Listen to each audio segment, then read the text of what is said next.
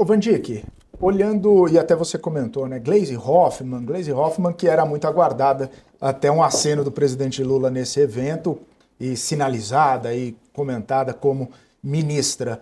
Não aconteceu, a base ficou muito chateada, se a gente pode dizer assim, e a reforma, talvez não uma reforma completa, mas a mudança de peças no ministério está demorando até mais do que se imagina. Algumas pessoas até em Brasília falando o seguinte, pessoas ligadas ao centro, dizendo, olha, é muito importante tomar muito cuidado e pensar se vai fazer parte do governo, seja em liderança, seja em ministério, porque, nas palavras aqui, o barco está afundando. A percepção é de que pode ser até pior atrelar o nome, atrelar a questão política ao governo que está perdendo essa sustentação. Como que você vê essa situação aí, esse cenário? E claro, né, num governo que precisa articular, precisa de mais articulação para dar andamento a algumas pautas importantes aí que estão no radar. Vamos lá no início. O Lula prometeu um governo de coalizão. O Lula não foi eleito por petistas. O Lula foi eleito por pessoas que jamais votaram no PT.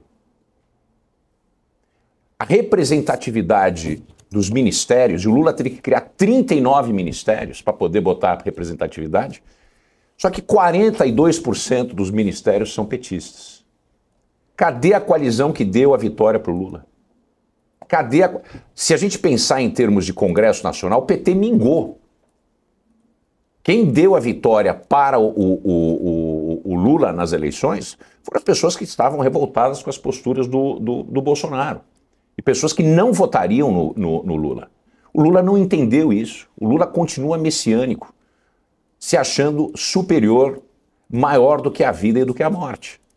Então isso deu para ele aquela falsa sensação de segurança, que ele levaria tudo no fio do bigode, como tem sido o seu histórico, é tudo no fio do bigode, trouxe um ministério completamente, ou quase, né, metade do ministério quase, de petistas. Esqueceu que o Centrão ganhou.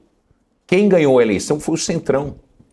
E que se ele não articular uma estrutura, porque o Brasil é quase um parlamentarismo, ele não tem espaço. E se ele não formar uma coalizão vencedora, ele vai ser derrotado em tudo que importa. E é o que tem acontecido. E o que acontece? Hoje, vendo que o barco está afundando, e nós temos menos de 2 anos à eleição, quem é que vai se habilitar? Quem é que é competente, que é um senador de primeira, um deputado de primeira, alguém com expressão política, sabendo que isso está acontecendo, o barco afundando, vai ficar como ministro de um governo que não está dando certo por 1 ano e 2 meses, 1 ano e 3, não chega a 1 ano e meio na posição. Quer dizer, quando o Lula percebeu que a coisa não ia bem, o Lula trocou o marqueteiro principal. E não é marqueteiro, precisa de política pública, um plano, e isso nunca foi feito.